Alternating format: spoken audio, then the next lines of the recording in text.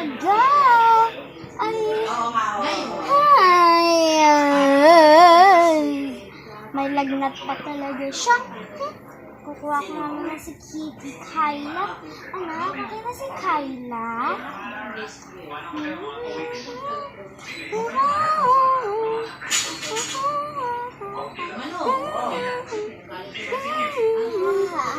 Ay, anak ka, gising ka na pala. So, kumain ka na doon. Nandun na sa lamesa. So,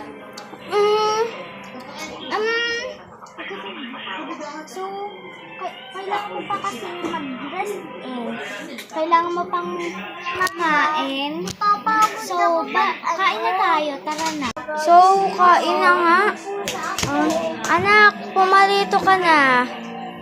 So, naready ko na yung foods mo. Ay, tutulog na muna ako. Mabuti tutulog na lang ako. Kasi baka antok na ako.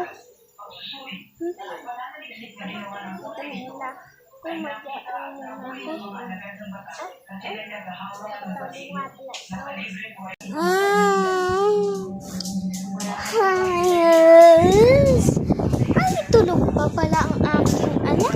Mag-aayos na nga muna ako. Hi, tapos na ako. Punta nga muna ako sa banyo. Maliligo muna ako. La la la la la la la.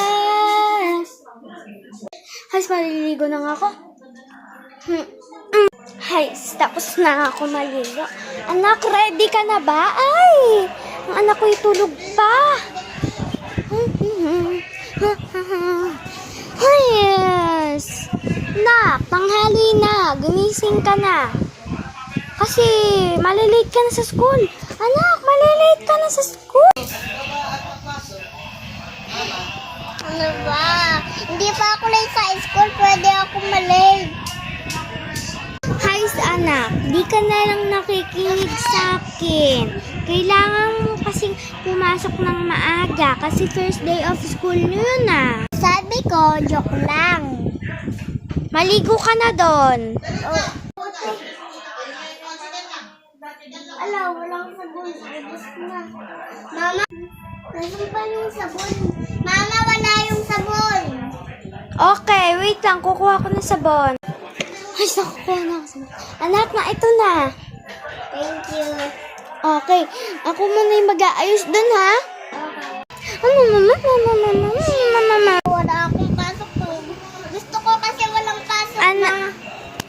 See you.